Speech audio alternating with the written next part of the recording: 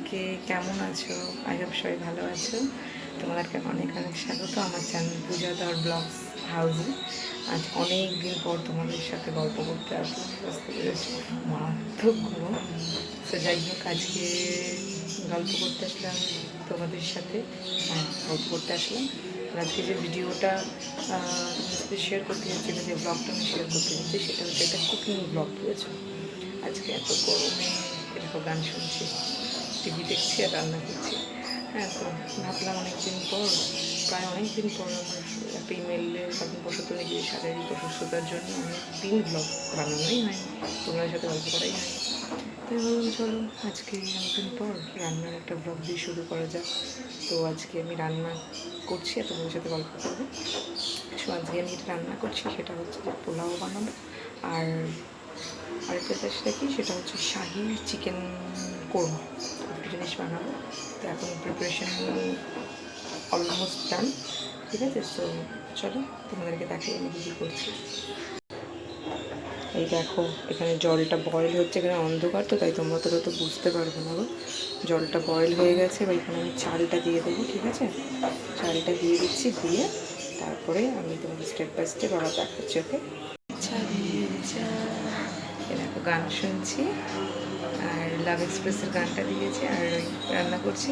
তো এই দেখো দেখিয়ে দিচ্ছি, দেখতে পাচ্ছ চাল দিয়ে দিয়েছি, চালটা দিয়ে দিই।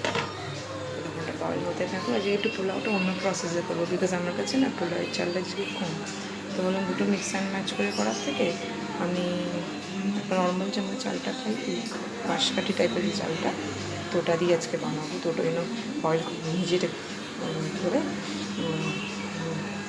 নিজের নিজের আইডিয়া করে করে বানাচ্ছি, দেখা যাক শেফের মতো হয় কি না। ঠিক আছে, তো আমি আবার একটু কিছু কাজ গুছিয়ে নিই, আবার তোমাদের সাথে আসছি। ওকে, বাই বাই, ততক্ষণের জন্য। সো এই দেখো আমার পোলাও পুরো ডান।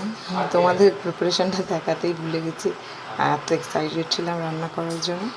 সো এবার পোলাওটা ডান হয়ে গেছে, এবার আমি চিকেনটা বসাচ্ছি, চিকেনটা আমাদের সাথে শেয়ার করছি। ওকে, চলো ততক্ষণ দেখতে থাকো। সো এই দেখো, যেটা বলছিলাম যে চিকেন কোরমা প্রিপারেশানটা দেখাবো, কিন্তু এইখানে এমন অবস্থা, আমার হাজব্যান্ড কথা বলতে বলতে ব্যাস ওর আওয়াজটা এখানে এত আসছিল বলে আমি আর ভিডিও করতে পারলাম না। ওই জন্য সব কিছু দিয়ে রেডি করেছি, এখন শুধু ঘি, দুধ আর কেওড়া জলটা অ্যাড করা বাকি আছে, এখন কষছি। তো এটা এখন একটুখানি ধীমে ধীমে হতে থাকুক, আমি এটা একটুখানি চাপা দিয়ে দিই।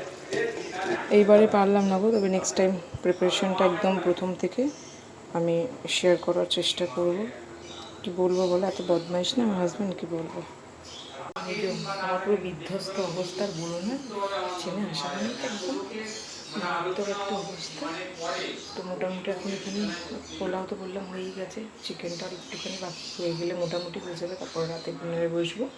এখন এই যে ক্লিনিংগুলো করতে হবে, এই যে ওখানে সব কিছু করে আছে দেখো, একটু ক্লিনিং করতে হবে, করে ঠরে তারপরে আজকে আর পারছি না, গ্যাস আজকে নিচ্ছিল না, টমেটো গ্যাসটা ক্লিন করবো। আজকে খালি গরম গরম খাবো, একটু খেয়ে দিয়ে একটু ছাদে যাবো ভাবছি, ছাদ থেকে ঘুরবো, ছাদ থেকে ঘুরে টুরে এসে তারপরে শোবো।